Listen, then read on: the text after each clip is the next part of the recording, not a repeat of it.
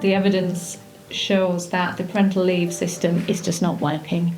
I think the biggest reason for that is probably that parental leave is unpaid. So the uptake for parental leave in comparison to maternity leave is very low. Similarly, shared parental leave, which was designed to encourage fathers to take some of the time off that would otherwise be available to the mum. So the government has addressed some issues in the Employment Rights Bill, but it's also committed to a full review of the parental leave system. The Employment Rights Bill reduces the qualifying service for paternity leave, which is currently you need 26 weeks continuous service. Instead, paternity leave under the bill will become a day one right. I think the government is focusing on fathers because the uptake of parental leave and shared parental leave by fathers has been historically very poor. Those measures have not done the job that had been hoped of encouraging new dads to take more time off and to spend more time with their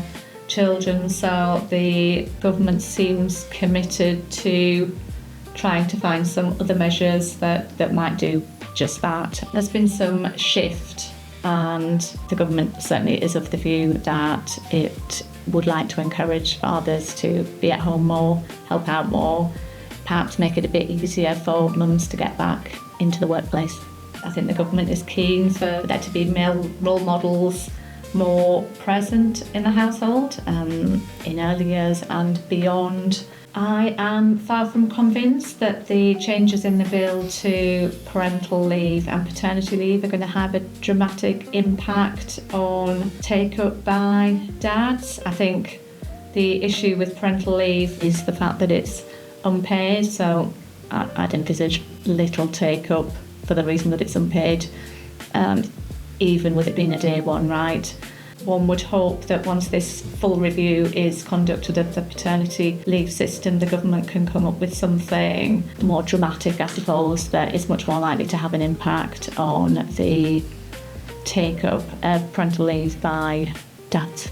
I think the government isn't pushing for paid parental leave because of the increased burden on business. I think business already there's the statutory maternity pay, statutory sick pay that has now become a day one right. There's an awful lot of burden on business currently, which the Labour government has in other ways added to with national insurance contributions and other things on the horizon. So I think unfortunately, whilst it would be nice for parental leave to be paid and for both mums and dads to have that extra time off, I just can't see a time when it would ever be viable in terms of the nation's finances.